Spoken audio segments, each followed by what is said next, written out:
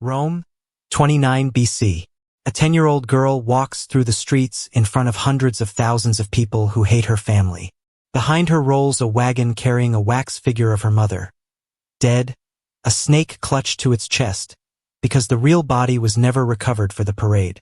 The girl is the closest thing to Cleopatra that Rome could get its hands on. That's the point. Before she was anyone's prisoner, Cleopatra Selene was already royalty in her own right, and not by courtesy title. In 34 BC, in a ceremony historians call the Donations of Alexandria, her parents sat her on a silver dais in front of enormous crowds and named her Queen of Cyrenaica, a real territory along the coast of modern-day Libya. She was 6. Her twin brother, Alexander Helios, got Armenia and the lands east of it. Her older half-brother Caesarion, Cleopatra's son with Julius Caesar, was declared King of Kings. This wasn't a fantasy. Mark Antony was, at the time, one of the 3 most powerful men alive, and he was carving up the eastern Mediterranean and handing pieces to his children like party favors. Rome watched this ceremony from a distance and did not forgive it. To the Roman Senate, this wasn't a family celebrating its kids. It was a Roman general giving away Roman territory to a foreign queen's children, and it became one of the central pieces of propaganda Octavian used to turn Rome against Antony completely. So here's the open question this video is going to answer. What happens to a 6-year-old queen when her parents lose? For years later, that same girl is not sitting on a throne. She's walking through Rome in a war parade. We're going to watch exactly how fast that fall happened, and what she managed to build back out of it. The end came fast. In September 31st BC, Antony and Cleopatra's combined fleet was crushed by Octavian's forces at the Battle of Actium. Within a year, both parents were dead by their own hands rather than face capture. Antony first, then Cleopatra, who reportedly chose death specifically to avoid one fate: being marched through Rome in chains as a living trophy. She got her wish. Octavian didn't get her body paraded. He got something else instead: her children. Cleopatra Selene, her twin Alexander Helios, and their younger brother Ptolemy Philadelphus were taken into Roman custody in Alexandria. When Cleopatra realized Octavian intended to bring her back to Rome to be paraded as a prisoner, she chose suicide instead, dying in August of 30 BC. Her children didn't have that option. The youngest, Ptolemy Philadelphus, likely died before the family even reached Rome. The historical record simply loses track of him around this point. Quick one before we keep going. If you'd been a Roman kid watching this parade go by in 29 BC, do you think you'd have felt sorry for her or cheered? Drop your honest answer. Octavian's triumph in 29 BC ran 3 days. A procession of Egypt's plundered wealth winding through Rome's streets while hundreds of thousands of spectators packed in to watch. Some of them, by later accounts, had been waiting since the day before just to get a good spot. Cleopatra Selene and Alexander Helios were paraded together in that triumph. And the centerpiece the crowd had actually come for wasn't the gold or the ivory. It was an effigy of their mother, since her real body had been denied to Octavian by her own suicide. The twins walked near a wax Cleopatra clutching a snake to her chest, forever reenacting her death for a crowd that had never seen the real woman alive. Some ancient accounts describe the children as visibly frightened rather than composed.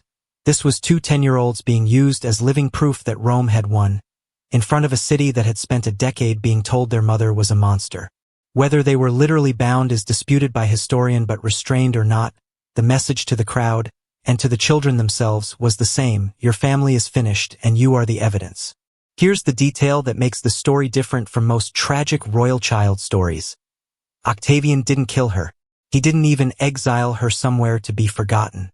He did something almost stranger. He brought her into his own family's house.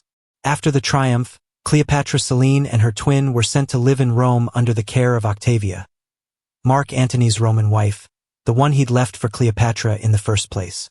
Octavia raised her former husband's children by another woman, in her own household, alongside her own kids. That's not a footnote. That's one of the strangest domestic arrangements in Roman history, and Cleopatra Selene grew up inside it for years. We don't get diary entries from a 10-year-old political prisoner, so we can't know exactly what those years felt like from the inside. What we do know is what happened to the people around her. Her twin brother, Alexander Helios, simply vanishes from the historical record sometime in his early 20s. No death is recorded, no continued career, nothing. Historians generally assume he died young, but even that's an inference, not a documented fact. Cleopatra Selene did not vanish. Of the children of Cleopatra and Mark Antony, she was the only one to survive into full adulthood. Somewhere in that Roman household, the girl who'd been paraded as proof of her family's defeat turned into someone Rome decided was useful again. If you were in her position, raised by the family that destroyed yours with no real say in your own future, would you play along, or would you be looking for any opening to push back? Tell us which. If you're into the stories that don't make it into the 2-line Wikipedia summary of ancient history, subscribing genuinely helps this channel keep making them. At around 15 years old, Cleopatra Selene was married to Juba II, king of Mauretania, a region covering much of modern Algeria and Morocco. On paper, this was Rome doing what Rome always did with useful royal children, marrying them off to extend influence into a client kingdom. Juba II himself had a similar story. A North African prince, raised in Rome, educated in Roman ways, sent out to rule a kingdom he'd never really lived in. But here's the turn. Two teenagers who'd both had their entire identities rewritten by Rome were now handed an actual kingdom to run together, and by most accounts, they ruled it successfully for roughly 20 years, turning what had been a comparatively poor province into a real destination within the empire. This is the moment the story stops being about what was done to her and starts being about what she did next. And what she did next is the part almost nobody talks about, because it's not really a rebellion. It's something quieter and honestly smarter. As Queen of Mauretania, Cleopatra Selene had something she'd never had since she was 6 years old: an actual mint and the authority to decide what went on the coins. She named the new capital city Caesarea, a safe, Rome-flattering choice on the surface. But on her own coinage, she started putting a crocodile, the exact symbol Rome itself had used on its own Egypt-captured coins after Actium, the propaganda image that literally meant, "This civilization is conquered." Cleopatra Selene took that symbol and put it on her own money, in her own kingdom as queen, using Rome's insult to Egypt as the emblem of an Egyptian queen who was still standing. She didn't burn down the arrangement Rome built for her.